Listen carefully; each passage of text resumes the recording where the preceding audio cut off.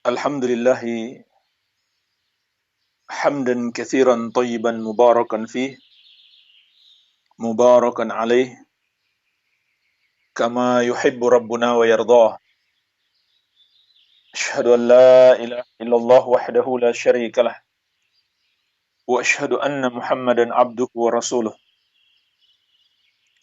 Sallallahu alaihi wa ala alihi wa sahabatihi ajma'in wa man tabi'ahum bi ihsanin ila yaumiddin.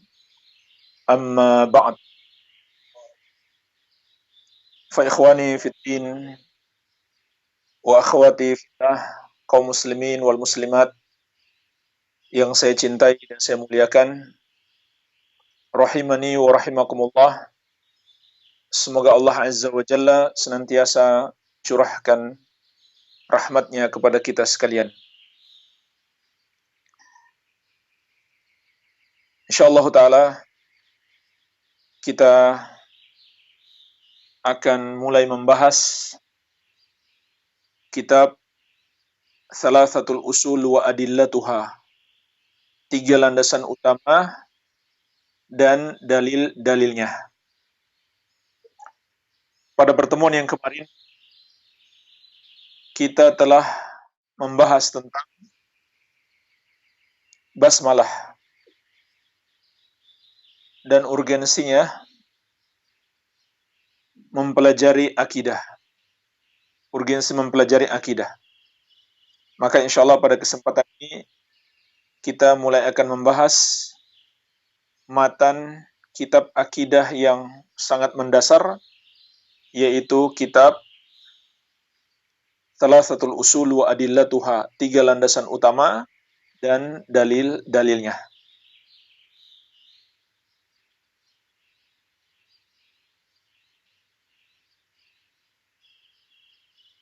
Dan ketahuilah jemaah sekalian,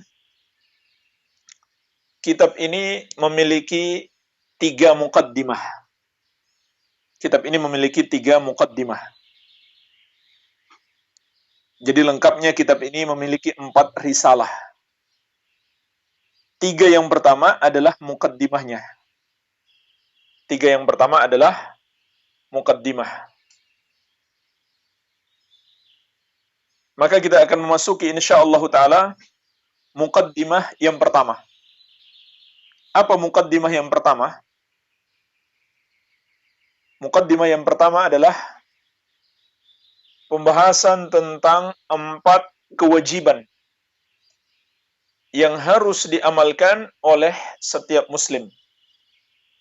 4 kewajiban yang harus dipahami dengan baik dan diamalkan oleh setiap muslim. Inilah muqaddimah yang pertama.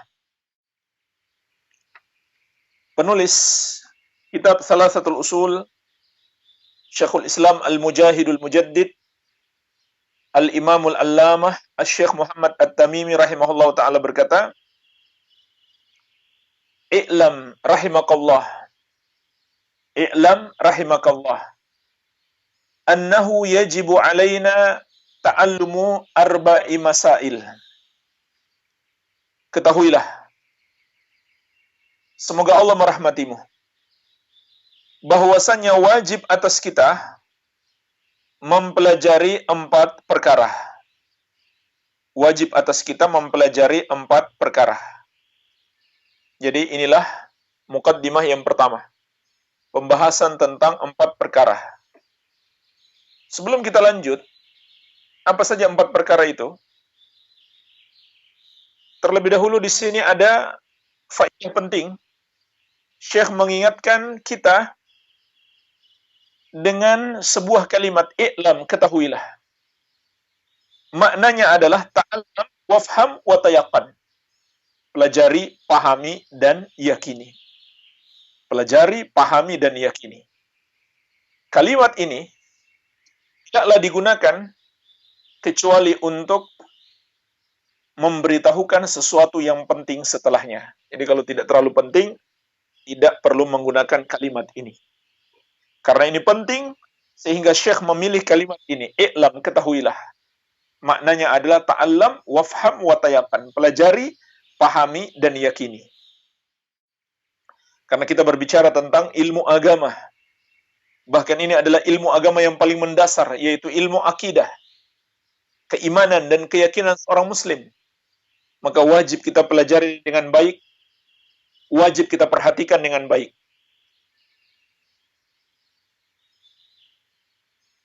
Sungguh sangat disayangkan ketika kita belajar ilmu dunia, kita sangat perhatian. Tapi ketika belajar agama, kita kurang perhatian. Maka di sini Syekh memberi peringatan kepada kita, hendaklah kita memperhatikan dengan baik. Walaupun mungkin kita hanya belajar melalui online, akan tetapi yang kita pelajari adalah ilmu yang mulia. Tidak boleh kita pandang remeh. Hendaklah kita perhatikan dengan baik. Kemudian, di sini Syekh menyisipkan doa. Di antara pembahasan beliau sisipkan doa. Semoga Allah merahmatimu. Semoga Allah merahmatimu.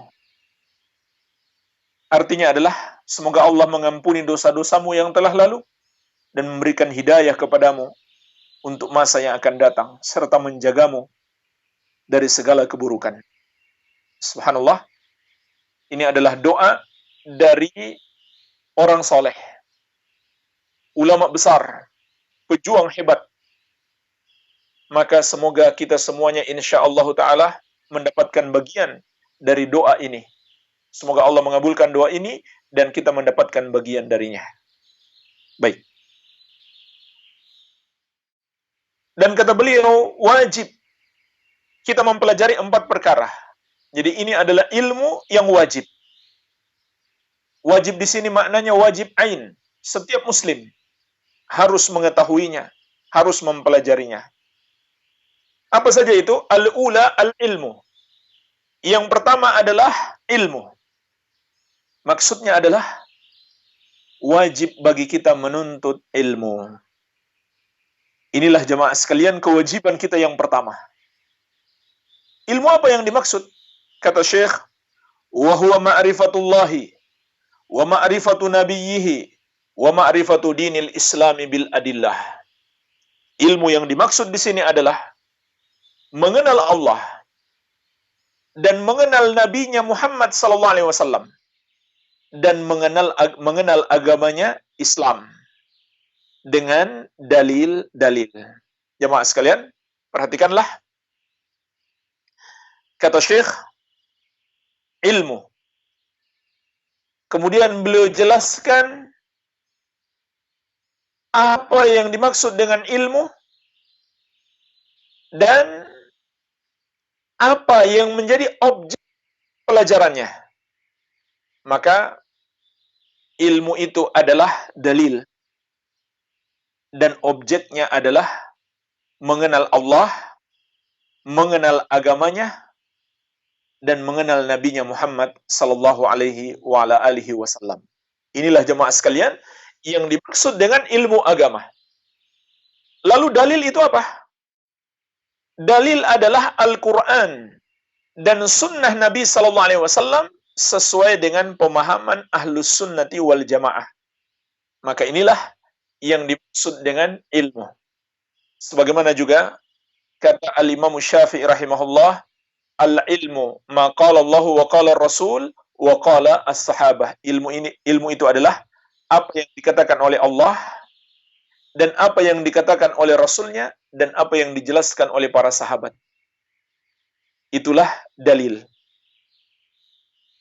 Untuk mempelajari tentang Allah dan tentang nabinya Muhammad sallallahu alaihi wasallam dan tentang agamanya Islam, maka kita harus bersandar kepada dalil, yaitu Al-Quran dan sunnah Nabi sallallahu alaihi wasallam sesuai dengan pemahaman Ahlus Sunnati wal Jamaah. Ya. Ketahuilah jemaah sekalian, kalau kita mempelajari sesuatu yang kita mengira itu adalah ilmu atau ajaran agama, tapi tidak berdasarkan Al-Quran dan Sunnah, atau tidak pula pemahaman sahabat, maka itu bukanlah ilmu. Itu bukanlah ilmu, melainkan kesesatan. berdasarkan dua hadis. Dua hadis yang masyhur. Hadis yang pertama, Rasulullah sallallahu alaihi wasallam bersabda, "Taraktu fikum amrayni." Aku tinggalkan untuk kalian dua perkara. Ma in tamassaktum bihima lan tadillu abadan. Kalau kalian berpegang teguh dengan dua perkara tersebut, tidak akan tersesat untuk selama-lamanya. Kitab Allah wa sunnat Rasuli. Dua perkara itu adalah kitab Allah, atau Al-Quranul Karim, dan sunnah Rasulnya atau hadis-hadis beliau sallallahu alaihi wasallam. Yang kedua, hadis yang kedua adalah sabda beliau sallallahu alaihi wasallam tentang perpecahan umat Islam yang masyhur. Wa sataftariqu ummati ala 73 firqah kulluha fin nari illa wahidah ma ana alaihi wa ashabi. Umatku akan terpecah menjadi 73 golongan. Semuanya di neraka kecuali satu. Artinya semuanya sesat, hanya satu yang benar. Apa yang benar itu? Ma ana alaihi wa ashabi. Kata Nabi sallallahu alaihi wasallam, yang mengikuti aku dan para sahabatku. Jadi, berdasarkan dua hadis ini, yang dimaksud dengan ilmu atau ajaran agama yang benar adalah Al-Quran dan Sunnah sesuai pemahaman para sahabat radhiyallahu ta'ala anhum ajmain, atau disebut juga para ulama dengan istilah Ahlus Sunnati wal Jamaah. Baik. Jadi, inilah kewajiban kita yang pertama. Menuntut ilmu Al-Quran dan Sunnah sesuai pemahaman Ahlus Sunnat wal Jamaah. Apa yang dipelajari tentang Allah, tentang nama-nama dan sifat-sifatnya, tentang keagungan dan kebesarannya. Yang kedua, tentang Nabinya Muhammad SAW, tentang petunjuk-petunjuk beliau. Kemudian yang ketiga, tentang agama Islam, ajaran yang diturunkan oleh Allah Subhanahu wa taala kepada Rasulnya Muhammad sallallahu alaihi wa ala alihi wasallam. Ini kewajiban kita yang pertama, menuntut ilmu. Dan ketahuilah jemaah sekalian, Allah Azza wa Jalla telah menetapkan, inilah satu-satunya kunci kebaikan. Kalau kita tidak memiliki ini, maka kita tidak akan mendapatkan kebaikan apapun. Sebagaimana dalam hadis yang masyhur diriwayatkan Al-Bukhari Muslim dari Muawiyah radhiyallahu anhu, kata Rasulullah sallallahu alaihi wasallam, "May yuridillahu bihi khairan yufaqihu fid din." Barang siapa yang Allah kehendaki kebaikan, maka Allah akan pahamkan dia dengan agama. Jadi, barang siapa menginginkan kebaikan, dia harus berusaha memahami agama. Sampai-sampai kata Imam Al-Hafidz Ibnu Hajar Al-Asqalani Asy-Syafi'i rahimahullah tentang ayat ini, tentang hadis yang mulia ini. Wa mafhumul hadis anna man lam yatafaqqah fid din ay yata'allam qawaid al-Islam wa ma yattasilu bihi min al-furu' faqad hurimal khair. Mafhum hadis ini, kata beliau, adalah orang siapa yang tidak melakukan tafaqquh fid din, berusaha memahami agama, yaitu tidak mempelajari kaidah-kaidah Islam, tidak cabang-cabangnya, tidak pula usulnya, tidak pula cabang-cabangnya, faqad hurimal khair, maka sungguh orang tersebut telah terhalangi dari kebaikan. Sungguh orang tersebut telah terhalangi dari kebaikan. Iya. Jadi, orang yang menuntut ilmu dia akan mendapatkan kebaikan. Dia belajar sedikit-sedikit kebaikannya. Dia tambah belajar, maka bertambah kebaikannya. Kalau dia tidak belajar sama sekali, tidak ada kebaikan baginya. Dan Nabi SAW juga pernah menegaskan, ilmu itu hanyalah didapat dengan belajar. Nggak mungkin orang diam-diam saja, lalu dia menjadi orang yang berilmu. Melainkan dia harus belajar. Sebagaimana dalam riwayat yang lain, kata Nabi SAW, innamal ilmu bitta'allum wal fiqhu bittafaqquh. Ilmu itu hanyalah didapat dengan menuntut ilmu. Begitu pula pemahaman hanyalah didapat dengan usaha untuk memahami, usaha untuk belajar. Dan bahkan jemaah sekalian, Rasulullah SAW juga mengabarkan kepada kita, menuntut ilmu itu adalah jalan pintas masuk surga. Sebagaimana dalam hadis yang masyhur diriwayatkan Imam Muslim dari Abu Hurairah radhiyallahu anhu, Rasulullah SAW bersabda, "Man salaka tariqan yaltamisu fihi ilman, sahalallahu lahu bihi tariqan ilal jannah. Barang siapa yang menempuh satu jalan untuk mempelajari ilmu agama, maka Allah Subhanahu wa taala akan memudahkan baginya jalan masuk surga. Jadi subhanallah, hadis ini menunjukkan kepada kita orang yang menuntut ilmu adalah orang yang akan menggapai cinta Allah. Menuntut ilmu adalah amalan yang Allah sukai, sehingga orang yang menuntut ilmu, Allah akan mudahkan baginya insyaallah jalan masuk ke dalam surga. Maka jemaah sekalian, bersemangatlah dalam menuntut ilmu, walaupun di hari-hari ini kita terhalang untuk berjumpa di majelis ilmu, namun segala puji hanya bagi Allah, kita masih diberikan kesempatan untuk menuntut ilmu, walaupun hanya melalui online ataupun media-media yang lainnya. Hendaklah kita tetap bersemangat agar kita mendapat rahmat Allah Subhanahu wa taala. Baik, ini yang pertama. Ats-tsaniyatu, kewajiban kita yang kedua adalah al-amalu bihi, mengamalkan ilmu tersebut. Kewajiban kita yang kedua adalah mengamalkan ilmu tersebut. Jadi, setelah kita mempelajari suatu ilmu, hendaklah kita amalkan. Dan amal adalah buah daripada ilmu. Dan amal adalah pembeda antara orang yang berilmu dan orang yang tidak berilmu. Maka jemaah sekalian, kalau orang yang tidak berilmu itu tidak mungkin dia bisa beramal, dan orang yang telah mengetahui satu ilmu, dia juga tidak beramal, itu apa yang membedakan antara keduanya? Oleh karena itu, ilmu harus diamalkan. Dan ketahuilah, menuntut ilmu dan mengamalkan ilmu, inilah yang setiap hari kita mohon kepada Allah. Di dalam doa kita, ihdinas siratal mustaqim, siratal ladzina an'amta alaihim. Ya Allah, tunjukilah kami jalan yang lurus, yaitu jalannya orang-orang yang Engkau berikan kenikmatan kepada mereka. Ghairil maghdubi alaihim waladdallin. Bukan jalannya orang-orang yang Engkau murkai, bukan pula jalannya orang-orang yang sesat. Perhatikanlah jemaah sekalian, ini permohonan kita setiap hari kepada Allah. Minta ditunjuki jalan yang lurus, yaitu jalan orang-orang yang Allah berikan nikmat kepada mereka. Nikmat apa yang dimaksud?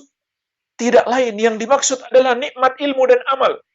Sebab orang-orang yang Allah berikan nikmat di sini maknanya adalah para nabi dan rasul dan orang-orang yang mengikuti mereka dengan baik, terutama para sahabat radhiyallahu taala anhum ajmain. Nikmat apa yang Allah berikan kepada mereka? Yang kita disuruh meminta kepada Allah agar kita pun memiliki nikmat tersebut. Tidak lain adalah nikmat ilmu, bukan nikmat harta. Rasulullah sallallahu alaihi wasallam juga bersabda, innal ulama warasatul anbiya wa innal anbiya lam yuwarithu dinaran wala dirhaman, innama warasul ilma faman akhadahu faqad akhadha bihadzin wafir. Sesungguhnya para ulama adalah pewaris para nabi, dan sesungguhnya para nabi tidaklah mewariskan dinar dan dirham. Para nabi hanyalah mewariskan ilmu. Barang siapa mengambil warisan tersebut, dia telah mendapatkan bagian yang melimpah. Iya. Jadi jemaah sekalian, ini para nabi, ilmu dan juga amalan.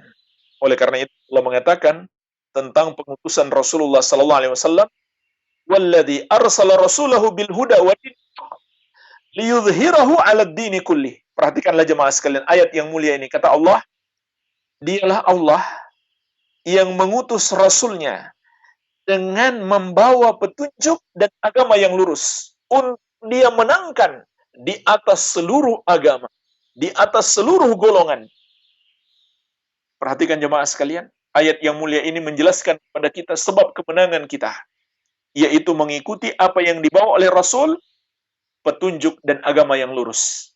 Para ulama mengatakan, maksud petunjuk adalah ilmu, dan agama yang lurus adalah amalan. Inilah yang kita minta setiap hari kepada Allah. agar mendapatkan nikmat ilmu dan amal. Kemudian kita berlindung kepada Allah, ghairil maghdubi alaihim. Ya Allah, lindungilah kami agar tidak termasuk golongan yang Engkau murkai. Walad dolin, tidak pula golongan yang sesat. Para ulama menjelaskan mengapa Yahudi dan Nasrani itu sesat dan dimurkai oleh Allah. Ya, ini ditafsirkan sebagai Yahudi dan Nasrani langsung oleh Rasulullah SAW. Sabda beliau, al-maghdub alaihimul yahud wad dolin an-nasara. Yang dimurkai adalah Yahudi, sedangkan yang sesat adalah Nasrani. Apa penyebab Yahudi dimurkai? Karena mereka punya ilmu tapi tidak mengamalkannya. Sedangkan sebab Nasrani itu dimurkai atau tersesat karena mereka beramal tanpa ilmu. Maka umat Islam adalah umat yang menuntut ilmu dan mengamalkan ilmunya. Jadi inilah kewajiban kita yang kedua, mengamalkan ilmu. Ats-tsalisatu ad-da'watu ilaihi. Yang ketiga adalah berdakwah kepadanya. Inilah tugas kita berikutnya. Kewajiban kita yang berikutnya, setelah ilmu, kita dakwah. Kita tidak cukup menjadi soleh sendiri. Tapi kita juga masih punya tugas untuk mengajak orang mendapatkan kebaikan sebagaimana yang kita dapatkan. Yaitu kita ajarkan ilmu yang telah kita pelajari. Dan jemaah sekalian, ini adalah jalan. Ini adalah jalan yang ditempuh oleh Rasulullah SAW. Yang Allah perintahkan kita untuk menempuhnya. Sebagaimana dalam surat Yusuf ayat 108. Kul hadhihi sabili ad'u ila Allahi ala basiratin ana wa man ittaba'ani wa subhanallahi wa ma ana minal musyrikin. Katakan wahai Muhammad, sampaikan kepada umatmu, inilah jalanku, yaitu aku mengajak kepada Allah, aku dakwah, mengajak manusia untuk mengenal Allah di atas ilmu. Aku dan orang-orang yang mengikuti aku juga berdakwah kepada Allah di atas ilmu. Maha suci Allah, dan aku tidak termasuk orang-orang yang mempersekutukannya. Jemaah sekalian, perhatikanlah ayat yang mulia ini. Allah Azza wa Jalla memerintahkan Rasulullah SAW untuk mengabarkan jalan yang beliau tempuh dan juga jalan para pengikut beliau, yaitu berdakwah kepada Allah. Maka barang siapa yang ingin menjadi pengikut Rasulullah SAW, ya, mendakwahkan ilmunya. Dan jemaah sekalian, ini menunjukkan kepada kita, dakwah itu kewajiban setiap muslim. Tidak harus menjadi ulama dulu baru bisa berdakwah. Tidak harus menjadi ustadz dulu baru bisa berdakwah. Karena setiap muslim wajib menjadi pengikut Rasulullah SAW. Kalau begitu setiap muslim harus berdakwah. Setiap muslim wajib untuk berdakwah. Makanya perlu saya ingatkan di sini, dakwah itu nggak harus pintar ceramah. Dakwah itu nggak harus bisa atau dakwah itu bisa dengan semua sarana yang tidak bertentangan dengan syariat. Semua sarana yang kita mampu. Kita ketemu orang, kita sampaikan satu ayat, kita sampaikan satu hadis, atau kita ajak dia sholat, itu sudah termasuk berdakwah. Dan juga jemaah sekalian, di zaman kita ini, Allah memberi kemudahan kepada kita untuk berdakwah. Allah memberi kemudahan kepada kita untuk berdakwah melalui berbagai macam media. Manfaatkan itu. Melalui YouTube, melalui Facebook. Share seluas-luasnya. Sebanyak-banyaknya. Dakwah yang diserukan oleh para ulama dan para ustadz, para da'i ahlus sunnah pada kaum muslimin. Itu juga masuk dakwah. Kita share di WhatsApp, kita share di Facebook, dan lain-lain. Itu juga termasuk dakwah. Tidak harus kita yang menyampaikan sendiri. Apa yang disampaikan para ulama dan para da'i, para ustadz ahlus sunnati wal jamaah kita sebarkan, maka kita sudah termasuk berdakwah. Begitu pula kita menjadi sebab hadirnya seseorang di majelis ilmu, kita juga mendapatkan pahala berdakwah. Walaupun bukan kita yang mengajar, ustadz yang mengajar. Tapi kita menjadi sebab. Kita share info majelis. Atau kita menjadi panitia kajian. Atau kita sebagai DKM masjid. mengadakan kajian untuk jamaah masjid. Itu juga bagian dari dakwah. Jadi nggak harus kita yang ceramah langsung. Bantu para ulama, membantu para dai yang berdakwah, kita juga sudah termasuk berdakwah. Namun jemaah sekalian, dakwah yang diinginkan di sini bukan sembarang dakwah. Tetapi dakwah yang memenuhi dua syarat utamanya yang terdapat dalam surat Yusuf ini. Apa dua syarat utamanya? Dan ilmu. Perhatikan, kata Allah, katakan wahai Muhammad, hadhihi sabili ad'u ilallah. Inilah jalanku, aku mengajak kepada Allah. Aku berdakwah kepada Allah. Ini menunjukkan dakwah itu harus ikhlas. Dakwah yang ikhlas itu mengajak kepada Allah. Mengajak kepada Islam yang sebenarnya. Kepada Al-Quran dan Sunnah Nabi SAW sesuai pemahaman Ahlus Sunnati wal Jamaah. Itulah dakwah. Adapun yang mengajak kepada kelompok, mengajak kepada organisasi, kepada yayasan, atau mengajak manusia untuk membesarkan, mengagungkan gurunya, ustadznya, maka itu bukan dakwah yang ikhlas. Atau dakwah karena dunia, dakwah karena harta dan popularitas, maka itu bukan dakwah Islam. Itu bukan dakwah karena Allah, bukan dakwah yang ikhlas. Baik, ini kunci utama, pilar utama dalam berdakwah yang disebutkan dalam ayat ini. Yang kedua adalah dakwah harus dengan ilmu. Dikatakan dalam ayat ini ala basiratin, di atas basirah. Basirah itu maknanya ilmu yang terang. Maka dakwah harus dibangun di atas dasar ilmu, bukan sembarang dakwah. Ilmu apa yang dimaksud di sini? Mencakup 3 macam ilmu. Yang pertama, ilmu yang kita sampaikan. Kita harus pastikan apa yang kita sampaikan adalah ilmu. Tadi sudah kita bahas, yaitu Al-Quran dan Sunnah Nabi SAW sesuai pemahaman Ahlus Sunnati wal Jamaah. Barang siapa yang menyampaikan selain itu, dia bukan sedang berdakwah, tapi sedang menyesatkan orang. Maka hati-hati. Kalau ada orang yang katanya berdakwah, tapi yang dia sampaikan tidak berdasarkan Al-Quran, atau tidak berdasarkan hadis, atau hadisnya ada tapi tidak sahih, atau ada ayatnya, ada hadisnya, tapi dia pahami sendiri. Tidak seperti pemahaman Ahlus Sunnati wal Jamaah, tidak seperti yang dipahami para sahabat Nabi SAW. Maka dia bukan sedang berdakwah, tapi dia sedang menyesatkan umat. Hati-hati jemaah sekalian. Dakwah itu amalan yang mulia. Satu orang mendengarkan dakwah kita dapat pahala.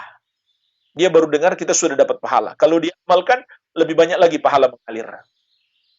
Tapi begitu pula sebaliknya jemaah sekalian.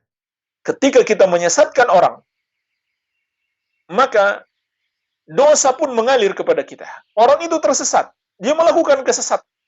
Apalagi kalau dia memberikan pengaruh kepada orang lain, maka dosa semakin banyak mengalir kepada kita.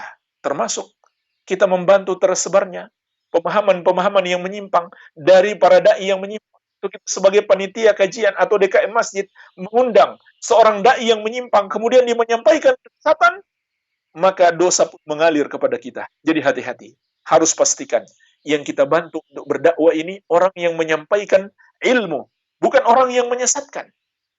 Yang kita share di Facebook kita atau di WhatsApp kita itu adalah ilmu. Kita harus pastikan, bukan kesesatan. Agar kita tidak mendapatkan dosa yang terus mengalir. Jadi ini yang pertama. Yang dimaksud dengan ilmu, ilmu tentang apa yang kita sampaikan. Yang kedua adalah ilmu tentang cara menyampaikan dakwah. Ilmu tentang cara menyampaikan dakwah. Dan yang ketiga, ilmu tentang keadaan objek dakwah kita, keadaan orang yang kita dakwahi. Dan secara garis besar jemaah sekalian, ilmu yang kedua dan ketiga ini Allah sebutkan di surat An-Nahl ayat 125. Ud'u ila sabili rabbika bil hikmati wal mau'izatil hasanati wajadilhum billati hiya ahsan. Kata Allah, ajaklah ke jalan Rabbmu dengan hikmah dan nasihat yang baik, dan debatlah dengan cara yang terbaik. Perhatikan jemaah sekalian, ayat yang mulia ini. Kata Imam Al-Qayyim rahimahullah, dalam ayat ini terkandung 3 metode dakwah, 3 cara dakwah. Dan untuk menghadapi 3 manusia. Yang pertama kata Allah dengan hikmah. itu dengan penyampaian yang lemah lembut. Kepada siapa metode ini digunakan? Kepada orang yang mencintai kebenaran, kepada para penuntut ilmu. Kepada para penuntut ilmu yang mencintai kebenaran, yang mudah untuk didakwahi. Maka kita gunakan kepada mereka metode ini, hikmah. Baik, ini metode yang pertama dan jenis orang yang pertama. Yang kedua, yang kita gunakan adalah al-mau'izatul hasanah, nasihat yang baik. Yang dimaksud al-mau'izatul hasanah dalam ayat ini adalah memberi nasihat disertai dengan at-targhib wa tarhib, motivasi dan ancaman. Yaitu kita sampaikan ayat-ayat dan hadis yang berisi motivasi untuk beramal soleh atau meninggalkan, dan ancaman bagi siapa yang tidak melakukan amal soleh atau melakukan maksiat. Maka ini yang kedua. Kepada siapa metode ini digunakan? Kepada orang yang ketika dia mendengarkan kebenaran, masih sulit dia untuk meninggalkan atau mengamalkan kebenaran tersebut serta meninggalkan perbuatan maksiatnya. Maka kita sertakan dengan at-targhib wa tarhib. Itu yang dimaksud dengan al-mau'izatul hasanah. Kemudian yang ketiga, debatlah dengan cara yang terbaik. Kepada siapa digunakan ini? Kepada orang yang menentang dakwah. Jadi jemaah sekalian, berdebat itu bukan metode awal yang dianjurkan, bukan pula yang kedua. Itu adalah metode terakhir untuk menghadapi orang yang menentang dakwah. Dia tidak menerima, bukan sekedar dia tidak terima, bahkan dia menentang. Maka barulah kita debat. Itu pun kata Allah, debatlah dengan cara yang terbaik. Wajadilhum billati hiya ahsan. Bagaimana cara yang terbaik itu? Debat yang ilmiah, dengan ilmu, dengan adab yang baik. Bukan seperti yang kita lihat sebagian orang berdebat dengan kata-kata yang kasar dan menghina lawan debatnya. Juga bukan dengan ilmu. Debat bukan mencari kebenaran, bukan ingin menyampaikan kebenaran, tapi debat untuk mencari siapa menang, siapa kalah. Jadi bukan debat seperti itu. Bukan debat pikiran. Tapi debat disertai dengan ilmu. Iya. Jadi secara garis besarnya, ilmu yang kedua dan ketiga, ilmu tentang metode dakwah, objek dakwah, Allah jelaskan di dalam surat An-Nahl ayat 125. Baik, inilah jemaah sekalian, kewajiban kita yang ketiga, yaitu berdakwah. Kemudian yang keempat, kata Syekh Hafizahullah Ta'ala, ar-rabi'atu as-sabru alal adza fihi. Kewajiban kita yang keempat adalah bersabar menghadapi kesulitan-kesulitan di dalamnya. Di dalamnya maksudnya di dalam apa? Di dalam menuntut ilmu, di dalam mengamalkannya, dan dalam mendakwahkannya. Pasti akan ada kesulitan-kesulitan sebagai ujian dan cobaan bagi kita. Makanya jemaah sekalian, para nabi dan rasul pun mendapatkan kesulitan-kesulitan ini. Sehingga Allah perintahkan kita bersabar sebagaimana para nabi dan rasul bersabar. Di surat Al-Ahqaf ayat 35, Allah memerintahkan kepada kita yang mulia sallallahu alaihi wasallam, fasbir kama sabara ulul azmi wa la tasta'jil lahum. Bersabarlah engkau wahai Muhammad sebagaimana ulul azmi dahulu, para rasul ulul azmi juga bersabar menghadapi gangguan yang ditimpakan kepada mereka dari orang-orang yang kafir kepada Allah Azza wa Jalla. Dan jangan kamu tergesa-gesa terhadap mereka. Jangan tergesa-gesa dalam berdakwah. Sabar. Kalau ada orang yang menolak dakwah kita, maka kita sabar menghadapinya. Mungkin hari ini dia tolak, besok dia terima. Atau tahun depan dia terima. Atau 3 tahun depan dia terima. Sabar. Terus kita sampaikan dakwah kita. Ya. Dan sekali lagi, makna sabar di sini bukan hanya sekedar sabar dalam berdakwah, tapi juga sabar dalam menuntut ilmu. Banyak ujian dan cobaan, termasuk hari-hari yang kita lalui saat ini. Menuntut ilmu menjadi sulit. Akan tetapi kita bersabar. Walaupun keadaan seperti ini, kita tetap menuntut ilmu dengan cara yang Allah mudahkan bagi kita. Begitu pula dalam mengamalkan ilmu. Di hari-hari seperti ini, Allah membukakan juga untuk kita ilmu-ilmu yang sudah kita pelajari untuk kita amalkan. Contohnya jemaah sekalian apa? Ahlus Sunnah dalam manhaj yang mulia ini, manhaj Ahlus Sunnati wal Jamaah yang kita cari selama ini, dalam masalah-masalah genting, dalam masalah-masalah besar, hendaklah kita merujuk kepada para ulama besar. Ini termasuk manhaj Ahlus Sunnah. Ya, saya tidak bahas ini sekarang, tapi saya ingatkan, ini sudah sering kita bahas. Dalam masalah-masalah seperti ini, menghadapi persoalan besar, menghadapi permasalahan umum, terkait orang banyak, kita hendaklah merujuk kepada para ulama besar, yang mendalam ilmunya, yang sudah tua umurnya. Jangan merujuk kepada anak-anak muda yang bodoh. Walaupun anak muda terkadang ada yang ilmu, tapi emosinya mudah tersulut. Merujuk kepada ulama besar. Begitu pula di hari-hari ini, kita dituntut untuk mengamalkan ilmu kita, yaitu taat kepada pemimpin, taat kepada penguasa, dalam perkara yang ma'ruf. Sebagaimana Allah berfirman, Ya ayyuhalladzina amanu ati'ullaha wa ati'ur rasul, wa ulil amri minkum. Wahai orang-orang yang beriman, taatlah kepada Allah, dan taatlah kepada Rasul, dan ulil amri dari kalangan kalian. Maka terapkan ini di hari-hari ini. Semoga dengan itu Allah Azza wa Jalla memberikan pertolongan kepada kita. Ya, jadi bersabar. Dan jemaah sekalian, ulama menjelaskan, bersabar itu dibutuhkan dalam 3 keadaan.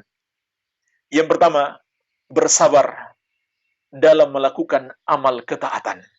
Ini butuh kesabaran. Kalau tidak sabar, ya kita akan istiqomah. Yang kedua, bersabar dalam menjauhi larangan Allah Azza wa Jalla. Ini juga butuh kesabaran. Bersabar dalam menjauhi apa yang Allah haramkan. Di sini kita harus melawan hawa nafsu dan juga melawan godaan-godaan setan. Yang ketiga, bersabar menghadapi musibah yang menimpa kita. Termasuk bersabar menghadapi hari-hari yang kita lalui. Kita tidak bisa keluar rumah, kita bersabar. Kita tidak bisa bekerja, kita bersabar. Mudah-mudahan ini hanya sementara waktu. Banyak berdoa kepada Allah dan sabar. Kita sabar menjalani ini adalah termasuk sebab Allah memberikan pertolongan kepada kita. Bukankah Allah telah berfirman, "Wasta'inu bis-sabri was-salah." Dan minta tolonglah kalian kepada Allah dengan sabar dan salat. Maka hendaklah kita bersabar. Masyarakat bersabar. Pemerintah bersabar. Kemudian terutama para tenaga medis hendaklah bersabar. Sesungguhnya pahala kalian sebagai tenaga medis sangat besar. Menolong orang-orang yang kesulitan. Begitu pula kita semua masyarakat. Di masa-masa seperti ini harus saling tolong-menolong. Harus saling bantu. Ada orang yang terpaksa harus keluar. Karena dia butuh makan. Kalau nggak keluar, nggak makan. Maka kita bantu dia. Agar dia tidak perlu keluar. Selama masa karantina ini. Selama masa isolasi dan lockdown ini. Kita bantu dia. Ini juga bagian dari kesabaran dalam beramal soleh di hari-hari ini. Baik, jadi jemaah sekalian, ini 3 yang kita butuhkan dalam mengamalkan kesabaran. Sabar dalam taat kepada Allah, sabar dalam menjauhi perbuatan yang haram, dan sabar dalam menghadapi musibah yang menimpa kita. Walhamdulillah, inilah jemaah sekalian secara singkat bahasan tentang 4 kewajiban kita. InsyaAllah ta'ala pembahasan dalilnya dan tafsir surat Al-Asr kita bahas di pertemuan besok. Sebelum kita tutup, insyaallah kita menjawab beberapa pertanyaan yang sudah masuk. Yang belum terjawab hari ini, insyaallah kita lanjutkan jawabannya di pertemuan besok hari. Bismillah, pertanyaan yang pertama.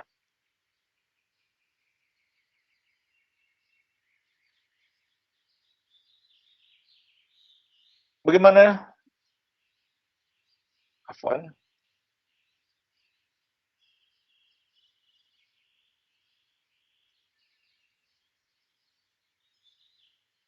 Apakah seorang yang meninggal bunuh diri, apakah sudah ada takdir Allah di situ ia akan mati?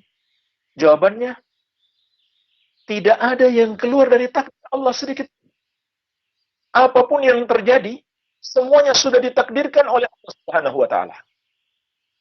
Tidak ada yang keluar dari takdir Allah Tabaraka wa taala. Bahkan Allah telah menulis semua peristiwa 50.000 tahun sebelum langit dan bumi diciptakan. Kata Allah, Maqadiral khalaiq qabla an yakhluqas samawati wal ard bi 50,000 sanatin. Allah telah menulis takdir seluruh makhluk sebelum Allah menciptakan langit dan bumi selama 50.000 tahun. Semua secara detail telah Allah tulis. Tidak ada yang tersisa. Rufi'atil aqlam wa jaffatis suhuf. Kata Nabi sallallahu alaihi wasallam, pena-pena sudah diangkat dan lembaran telah mengering. Artinya catatan takdir sudah usai. Semua sudah ditakdirkan. Tetapi jamaah sekalian, manusia juga Allah berikan kemampuan untuk memilih mana yang baik dan mana yang buruk. Manusia tidak seperti wayang. Jadi dua hal ini jangan kita pertentangkan. Pertama, kita mengimani manusia Allah berikan kemampuan, Allah berikan kehendak untuk memilih apa yang dia inginkan, memilih yang atau yang buruk. Akan tetapi yang kedua, semua yang dia pilih sama sekali tidak keluar dari takdir Allah Azza wa Jalla. Jadi manusia tidak seperti wayang, sehingga ketika dia memilih bunuh diri, betul takdir Allah. Akan tetapi dia tetap disalahkan. Bahkan itu adalah dosa yang sangat besar. Kenapa? Karena dia diberi kemampuan memilih. Maka membunuh diri itu adalah pilihan dia sendiri. Walaupun pilihan dia itu sama sekali tidak keluar dari takdir Allah Azza wa Jalla. Dan ditambah lagi jemaah sekalian, seorang yang mau bunuh diri itu, dia tidak tahu takdirnya mati bunuh diri. Andai dia tahu takdirnya mati bunuh diri, mungkin bisa dia katakan, saya akan bunuh diri. Karena takdir saya sudah seperti ini. Kan tidak, dia nggak tahu. Betul-betul dia diberikan oleh Allah kemampuan memilih sehingga dia juga pantas disalahkan. Iya. Jadi tidak ada satupun yang keluar dari takdir Allah Azza wa Jalla. Semua yang terjadi, peristiwa apapun, baik dan buruk adalah takdir Allah. Bunuh diri, kecelakaan, tersebarnya virus yang mematikan, itu semua hanyalah sebab. Dan semua sudah ditakdirkan oleh Allah Azza wa Jalla. Baik. Ustaz, takut terhadap wabah corona seperti sekarang. Apakah takut yang diharamkan? Bagaimana jika sampai memborong keperluan sehari-hari, sedangkan orang lain juga butuh barang-barang tersebut, seperti sembako atau hand sanitizer? Yang pertama jemaah sekalian, takut yang haram, bukan pula takut yang syirik, tetapi takut tabiat. Takut tabiat. Sama seperti kita takut binatang buas atau binatang berbisa. Itu bukan takut yang haram, bukan takut yang syirik. Itu adalah takut yang sifat tabiat. Bahkan takut seperti ini pun ada pada para nabi dan rasul alaihi wassalam. Sebagaimana Allah sebutkan tentang Musa alaihissalam, fakharaja minha khaifan yataraqqab. Nabi Musa alaihissalam keluar dari kota itu, kotanya Fir'aun, dalam keadaan takut seraya mengawasi. Karena sebelumnya Nabi Musa alaihissalam tidak sengaja membunuh salah seorang dari kaum Fir'aun. Maka beliau dikejar oleh tentara Fir'aun. Dan beliau pun merasa takut. Ya. Jadi takut seperti ini adalah takut yang sifatnya tabiat. Baik. Akan tetapi jemaah sekalian, mungkin saja takut seperti ini menjerumuskan kepada yang haram kalau berlebihan. Yaitu ketika seseorang takut kepada sesuatu lalu menjerumuskan dia pada perbuatan yang haram, maka takut itu menjadi haram. Ya, mungkin contoh lain, ada orang takut sama bosnya. Karena bosnya punya wewenang yang tinggi atasnya. Bosnya bisa memecat dia, bosnya bisa memutasi dia. Dia takut sama bosnya. Sehingga karena takut sama bosnya, dia disuruh melakukan tanda tangan fiktif. Dia pun melakukannya. Padahal itu bohong, itu dusta. Maka takut seperti ini menjadi takut yang haram. Bisa pula menjadi takut yang syirik. Ya misalkan takut corona lalu pergi ke dukun. Atau menyembelih hewan dipersembahkan kepada selain Allah. Maka itu menjadi takut yang syirik. Yaitu takut yang mengantarkan kepada syirik. Ya. Itu adalah takut yang mengantarkan kepada syirik kalau begitu.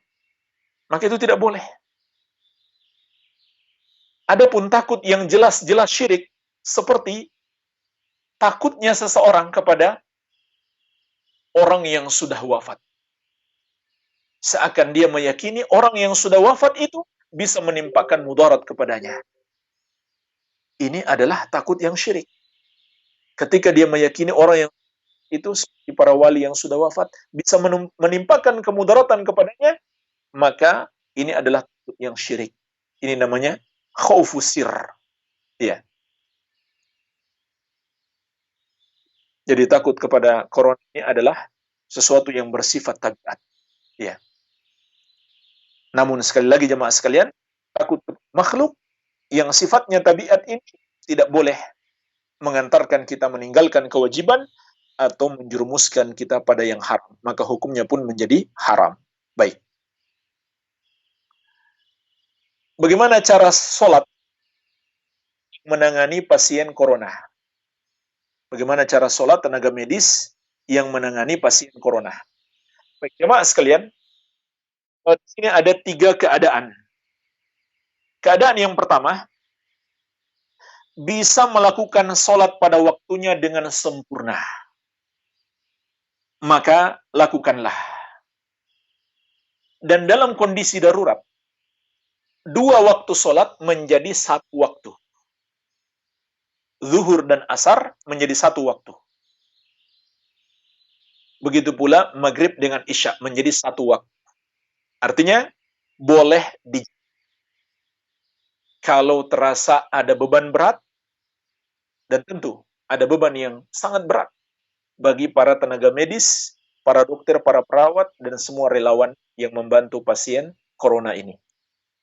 Maka, kalau bisa dilakukan di waktu zuhur atau asar, lakukanlah. Boleh dijamak. Dengan cara asar ditarik ke zuhur, atau zuhur ditunda ke asar. Boleh. Sholat zuhur dulu, tetap sesuai urutan. Walaupun dikerjakan di waktu asar, tetap sesuai urutan. Zuhur dulu 4 rakaat, kemudian asar 4 rakaat. Dan tidak dikosor. Tidak diringkas yang 4 rakaat ini menjadi 2. Karena itu khusus bagi musafir. Ini yang pertama, kerjakan pada waktunya. Apakah selesai bekerja, atau sempatkan di sela-sela waktu bekerja. Kalau tidak terlalu repot, tidak terlalu sibuk, sempatkan untuk sholat. Baik, ini keadaan yang pertama. Keadaan yang kedua, tidak bisa melakukannya dengan kecuali sampai habis waktunya. Maka lakukanlah sesuai kemampuan pada waktunya. Maksudnya gimana? Jadi, karena petugas medis ini menggunakan pakaian APD atau pakaian khusus untuk pelindung dari penyakit corona, maka mereka sulit untuk ruku dan sujud. Bahkan mungkin tidak bisa pula berwudu dan tayamum. Ya. Kemudian perkiraan menangani pasien ini akan sampai habis waktu. Ya, misalkan belum sholat zuhur atau belum sholat asar, perkiraan selesai jam 7 malam. Berarti sudah masuk waktu maghrib, bahkan sudah masuk waktu isya. Sudah lewat waktu maghrib, sudah masuk waktu isya. Maka apa yang harus dia lakukan? Maka lakukanlah sesuai kemampuan, tetap pada waktunya. Lakukan sesuai kemampuan, tetap pada waktunya. Walaupun tidak bisa wudhu. Walaupun tidak bisa ruku dan sujud. Ya, misalkan ada kesempatan 5 menit, 10 menit. Tapi nggak bisa berwudhu. Karena nggak bisa dibuka itu pakaian. Misalkan. Tayamum pun nggak bisa. Tayamum pun nggak bisa. Iya. Tayamum pun nggak bisa. Maka tidak mengapa. Wudhu tanpa tayamum. Kenapa? Karena Allah firman, fattaqullaha mastata'tum. Bertakwalah kamu kepada Allah sekemampuanmu. Kemudian sholatnya nggak bisa ruku, nggak bisa sujud. Sementara menunggu selesai, nanti habis waktu. Maka sholatlah sambil berdiri. Tidak mengapa. Ya. Rukunya mungkin bisa dengan membungkuk sedikit. Kemudian sujudnya bisa dengan tambah membungkuk lagi. Kalau memang tidak bisa ruku dan tidak bisa sujud, apabila terhalangi oleh APD.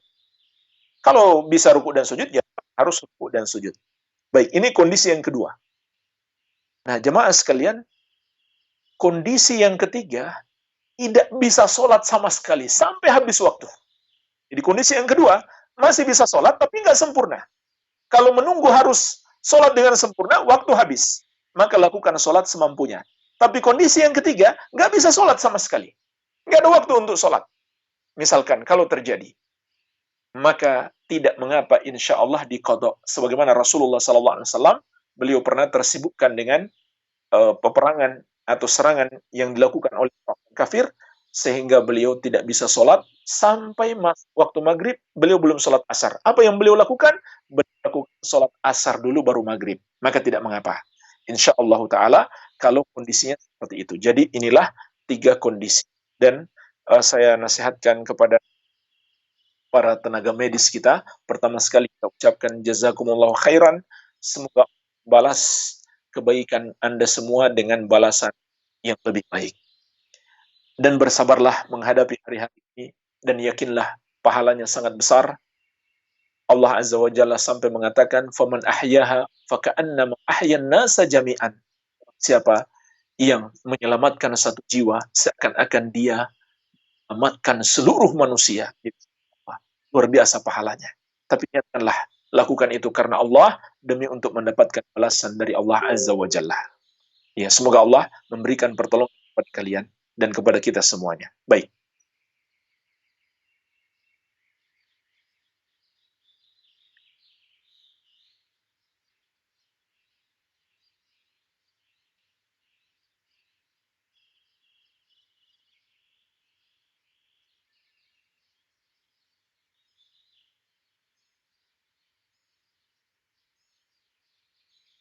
Bismillah. Apa hukumnya kita belajar ilmu dunia, manajemen, kedokteran, matematika, sains, teknologi, dan lain-lain? Apakah jika kita kuliah di universitas umum, apakah termasuk kebatilan, dan apakah termasuk haram mengikuti kuliah umum? Baik. Hukum asalnya mempelajari ilmu-ilmu umum adalah mubah. Ilmu yang bersifat duniawi itu hukumnya adalah mubah.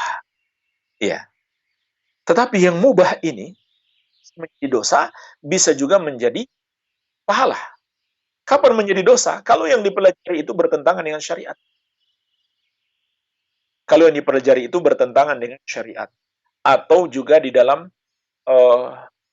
proses pembelajaran itu ada perbuatan dosa yang lain seperti adanya ikhtilat dan lain-lain. Ya. Tapi dia juga bisa menjadi ibadah. Karena ibadah, diniatkan ibadah. Innamal a'malu binniyat. Sesungguhnya amalan itu tergantung niat. Perkara duniawi, kalau kita niatkan ibadah, maka menjadi ibadah. Contohnya gimana niatnya? Kita belajar ilmu kedokteran dengan niat, satu hari saya akan membantu orang-orang sakit. Seperti hari-hari ini. Betapa bermanfaatnya para dokter.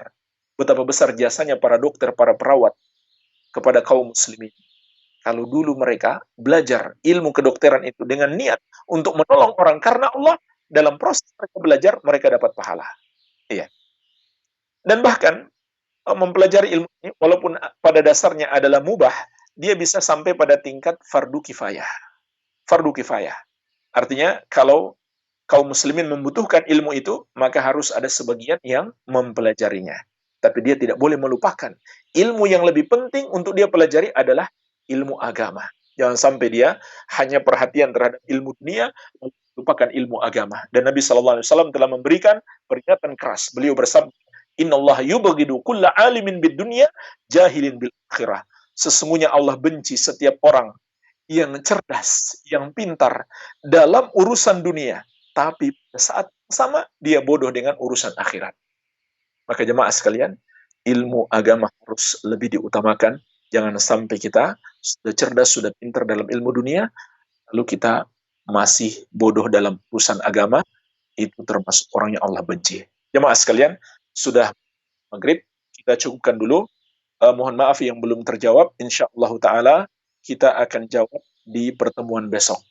Semoga Allah memberikan tolongannya kepada kita semuanya. Wabillahi taufik, subhanakallahumma bihamdik, asyhadu an la ilaha illa anta, astaghfiruka wa atubu ilaik. Wa sallallahu ala nabiyina Muhammadin wa alihi wasallam. Walhamdulillahirabbil alamin. Wassalamualaikum warahmatullahi wabarakatuh.